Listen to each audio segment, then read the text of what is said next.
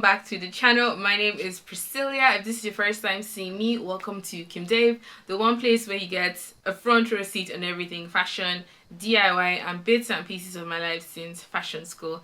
In this video, I'm going to be showing you how to make this cute 3/4 length mermaid skirt or 6-pieces skirt, as some people are familiar with. I've already done the pattern tutorial for this skirt. I'm going to link it down below or put it somewhere on the screen so you can go check that out if you're not familiar with how the pattern for a mermaid skirt or a 6-pieces skirt actually works. If you'd like to see how I made this skirt, keep watching. Comment down below if you have any questions, suggestions, or ideas. And without further ado, let's jump straight into this video.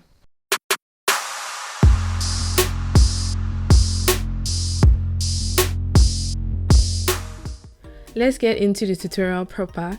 So I have a separate pattern tutorial for this skirt design, and this is what the pattern looks like. The front you cut in the fold, so you just have one piece for the front, and then it goes with these side panels, which you will need two for to go on the left and the right. That is the back, which is a similar shape to the front. I just added zip allowance on the center back. I also created some facings for the front and for the back, and you cut that sort of number 2 panel that you use for the front and mirror that for the back as well. So I got these fabrics to work with. I am in love with this red fabric. Oh my god, the feel, the color, the texture, and it's bonded, meaning it's really thick and stable. So I got a meter of it because it was very pricey and it was a present. Thank you, Jorge, for getting it for me. I'm also using this black jersey material that has this lovely texture to the surface and is nice and stretchy. I got about 2 to 3 meters of that one. I also got this zip with a metal teeth because I thought it would be a nice contrast on the back of the skirt. So I'm just going ahead to cut out all the panels I need.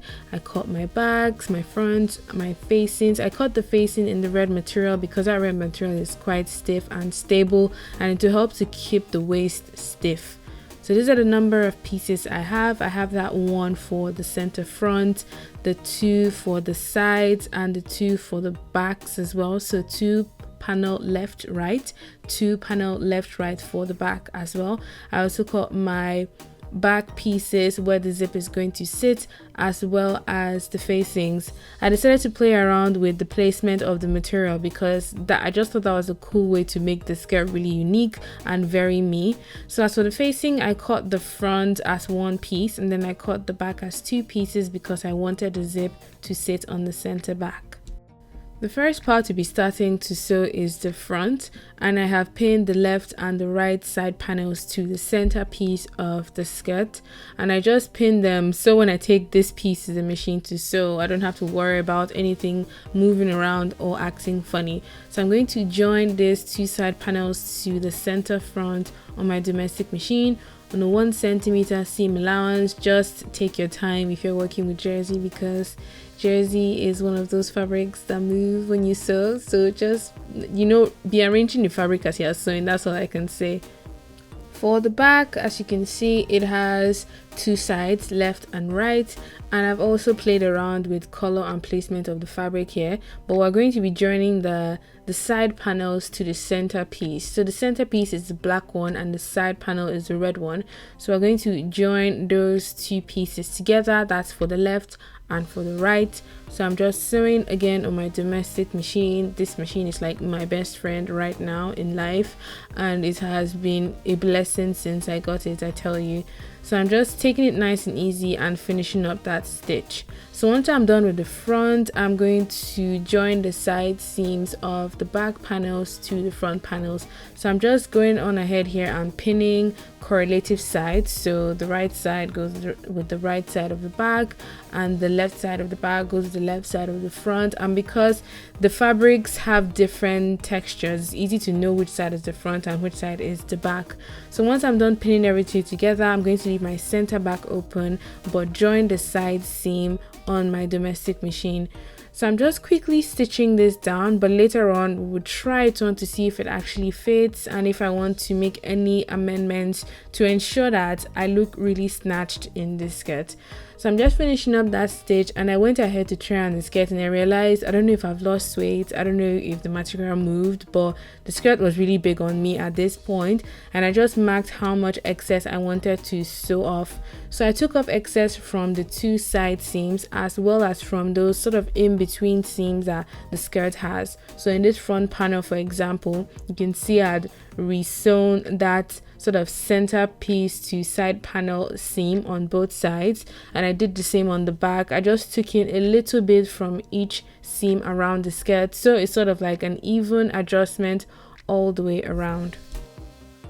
After doing all of my amendments, I tried on the skirt again just to be sure that everything actually fits the way I wanted it to before going ahead to overlock all of my seams. So my overlocker is great because it actually trims off excess fabric. So this was how I got rid of the excess sort of seam allowance I had around the skirt.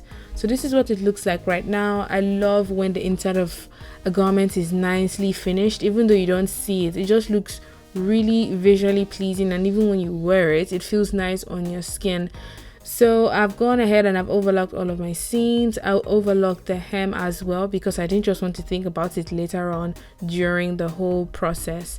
So after that, I went ahead and I pinned together my center back and marked where my zip would end. So I wanted the zip to be fairly long because the skirt is quite fitted, so I wanted a little bit of allowance using my zip. So I'm just going to sew from the hem all the way to that marked point on my domestic machine, and because this material is jersey, I didn't need to overlock that sort of center back seam. It's jersey doesn't fray because it's a knitted fabric. So once I've reached that point, I am going to reverse and secure that stitch before going ahead to pin on my zip.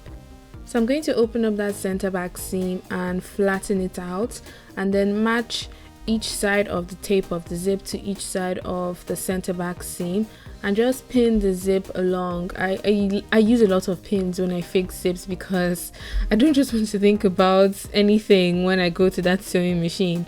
So I've pinned the left hand side and the right hand side of my zip onto that open top center back, and I left that sort of 1.5 centimeter allowance that zips normally have because I want to fix my facing around there all around the skirt. So I'm going to take this to my machine and sew on a 1 centimeter seam allowance, joining the zip tape to the actual center back of the skirt. Nice and slowly I'm going to sew my zip into my skirt, slowly taking out one pin at a time.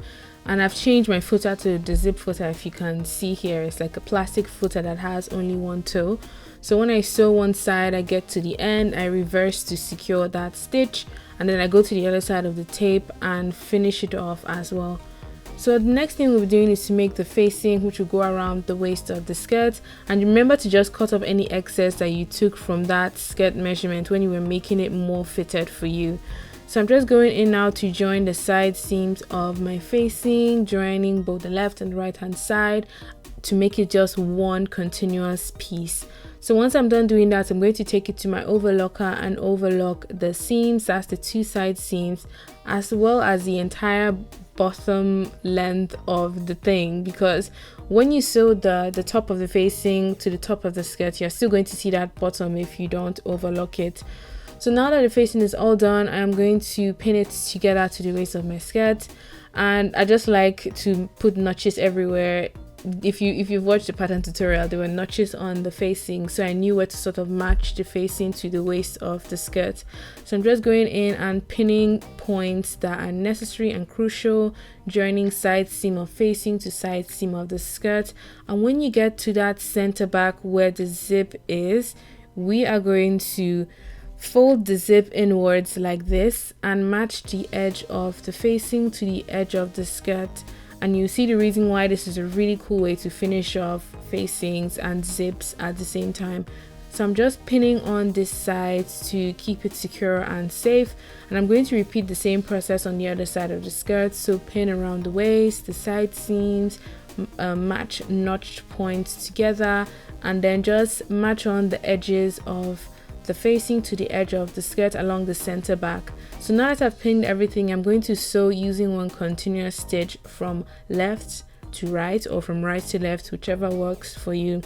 So starting from this side, when you get to that edge, you're going to leave your needle in your machine, raise up your footer, turn your footer towards the other side, and continue around the waist. So you sew from that point all the way to the other side, and when you reach that other corner, you do the same thing, turn towards the zip and finish into the skirt. So after that, we're going to go ahead and cut off our edges because we're going to turn this inside out, and if that edge is there, it wouldn't be a nice sharp clean point. So I cut off the left and the right edge, and I'm going to turn this inside out, and ta-da, we have a zip tucked in into the facing, and we have the waist beautifully finished. I die for good finishing in garment production, like I literally die. So once you just pull that zip up, automatically that waist is beautiful, is clean, and it's nice to look at.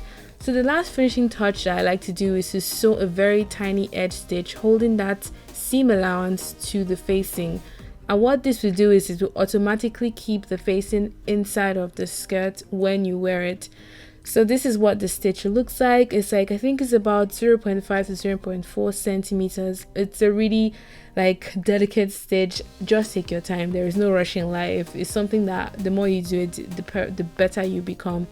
So the last thing I did here is to stitch on the edge of the facing to the seam allowance of those sort of in-between seams that we had on the skirt. So I did that in the front pieces and in the back pieces as well.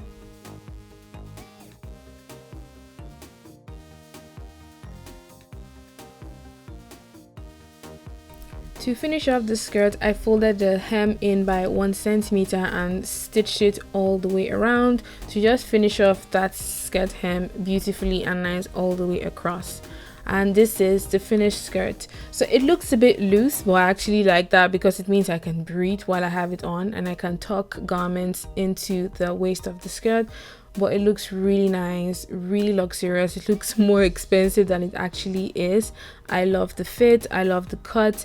I could have gone longer, I could have gone shorter, but I still like it all the same. I styled it with this gray shirt that I stole from my fiance, and I just pulled the shoulder to create that off shoulder effect, to just have that, you know, sort of chic, classy look.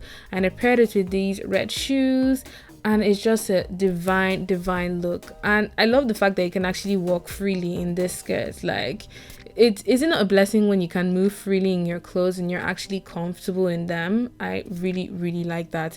So I hope you guys enjoyed watching this video. If you did, please give it a thumbs up, comment down below all of your questions, suggestions or ideas, and I will see you beauties in my next one. Bye.